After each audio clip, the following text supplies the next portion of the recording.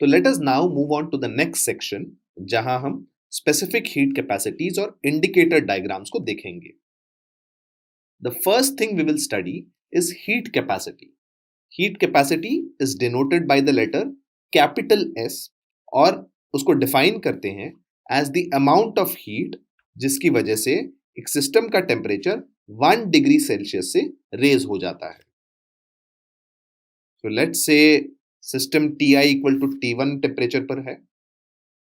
इस पे मान लो हम Q हीट ऐड करते हैं, और वो जो T1 है उसका फाइनल टेम्परेचर बनता है T2, और वो T2 basically is a consequence of adding heat Q। So Q amount of heat अगर हम ऐड करते हैं और टेम्परेचर T1 से T2 बन जाता है, तो इस केस में हीट कैपेसिटी को डिफाइन किया जाता है as Q divided by T2 minus T1। Per unit change in temperature के लिए कितना हीट मुझे ऐड करना पड़ेगा। So capital S is heat by change in temperature and is defined as heat capacity. अब क्योंकि इसका फॉर्मूला कुछ ऐसा है, तो obviously its unit would be energy divided by temperature, तो हेंस उसका यूनिट होगा kilo joule per kelvin. Closely related to heat capacity is specific heat capacity, जिसको डिनोट किया जाता है by the letter small S.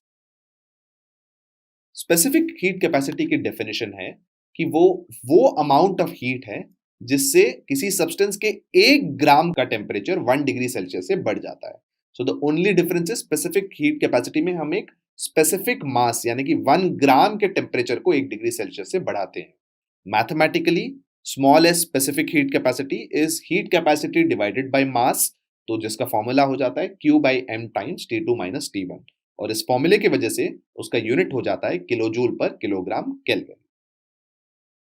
Let's now study the specific heat capacity of water. हम जानते हैं कि पुराना यूनिट ऑफ हीट कैलोरी हुआ करता था, और कैलोरी का डेफिनेशन था as the amount of heat जिससे 1 ग्राम पानी का टेम्परेचर 1 डिग्री सेल्सियस से बढ़ जाता है in the range of 14.5 to 15.5 degree Celsius. This was how calorie was defined. So basically calorie is nothing but the specific heat of 1 gram of water. अब joule unit use कर सकते हैं हम energy के लिए, तो जूल्स के terms में स्पेसिफिक हीट ऑफ वाटर बन जाता है 4186 जूल पर किलोग्राम केल्विन, या हम लिख सकते हैं 4.186 किलो जूल पर kilogram kelvin. So this is the specific heat of water.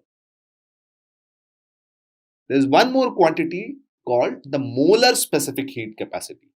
अब नाम से समझ सकते हैं, स्पेसिफिक हीट कैपेसिटी में हम मास यूज करते थे, तो molar specific heat capacity capital C में हम मोल यूज करेंगे।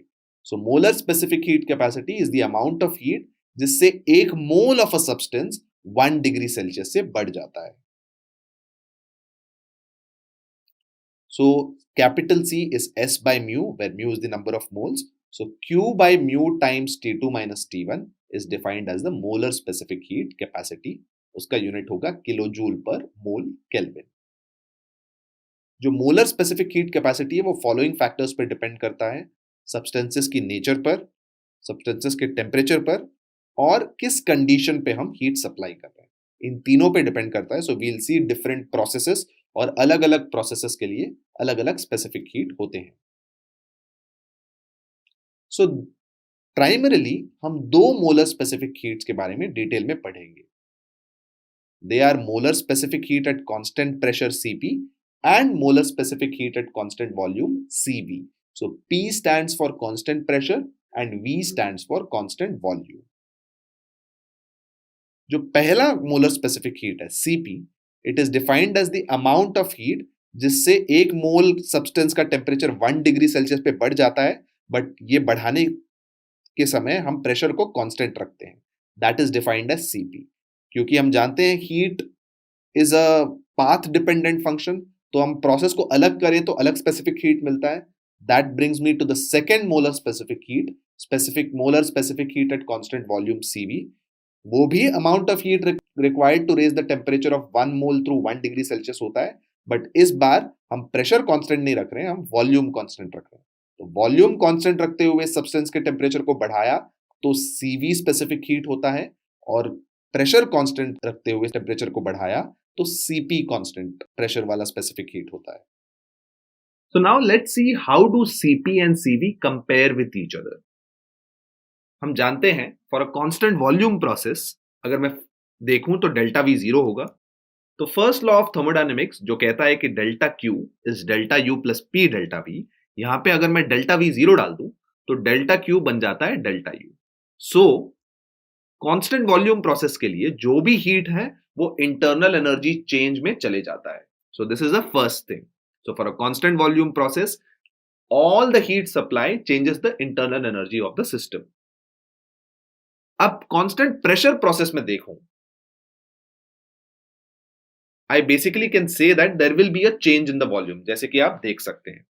Now, फर्स्ट लॉ यहां पे अगर मैं लगाऊं, delta Q is delta U plus P delta V, clearly जो मैं हीट सप्लाई कर रहा हूं उसमें से कुछ इंटरनल एनर्जी को चेंज करता है, but some of the heat it is used to do work by the gas.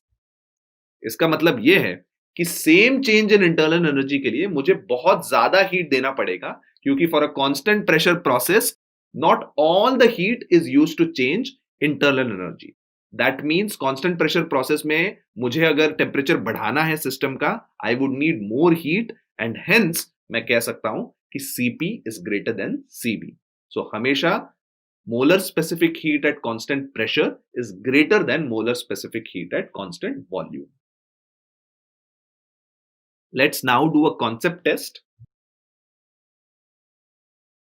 तो इसमें सवाल यह है कि क्या गैस का स्पेसिफिक हीट इनफाइनाइट हो सकता है?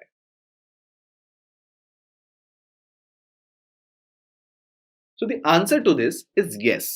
Let's see how it can happen. कोई भी सब्सटेंस, एक एग्जांपल ले लो फेज ट्रांजिशन का. हमने पढ़ा था कि फेज ट्रांजिशन के दौरान सब्सटेंस का टेम्परेचर चेंज नहीं होता. इसका मतलब मैं हीट कितना भी डालूं, it just goes into changing state, but उसका टेम्परेचर बदलता नहीं है. That means delta T is zero but Q is not zero. So in this case Q by delta T basically tends to infinity. So phase transition के दौरान substance का जो specific heat है can actually technically be infinite. The next concept we move on to is what we call an indicator diagram. Indicator diagram एक ऐसा pressure volume diagram है जहां changes in volume और pressure को graphically represent किया जाता है. So let's basically take a system. यहाँ पे P और V are on the Y and X axis respectively. So state 1 will have correspond to some pressure and temperature. State 2 will correspond to some pressure and temperature. So जो process है वो 1 से 2 से it's indicated by an arrow as shown. In indicator diagram से हम performance of engines assess करते हैं. सो engine के जो अलग अलग कंपोनेंट्स हैं उनको एसेस करने के लिए indicator diagrams are very useful. So based on the indicator diagram ही हम ये पता करते हैं कि इंजन का ओवरऑल परफॉर्मेंस क्या है या इंजन के जो डेरिवेटिव्स हैं उनका ओवरऑल परफॉर्मेंस क्या है. So for a closed system, indicator diagram से हम वर्क भी निकाल सकते हैं. How do we do that? So let's take a PV diagram and let's take वो assume कि वो system state 1 से state 2 through some process वो जा रहा है. Now we basically in the diagram we know the initial volume and the final volume. अगर हम perpendiculars drop करें on the x axis from those points, the area under the curve जो मैंने shade करके बनाया है, that basically has to be the work done, because work done on any system is P delta V, which is P V2 minus V1. Indicator diagram से मैं कह सकता हूं कि कर्व को मैं पीवी डायग्राम में जैसे मैंने प्रोजेक्ट किया है, area covered by that curve is basically P delta V for each of दो स्मॉल टर्म्स. सो फॉर जो शेप है 1 2 3 4 1, that area basically tells me the work done by the system between 1 and 2.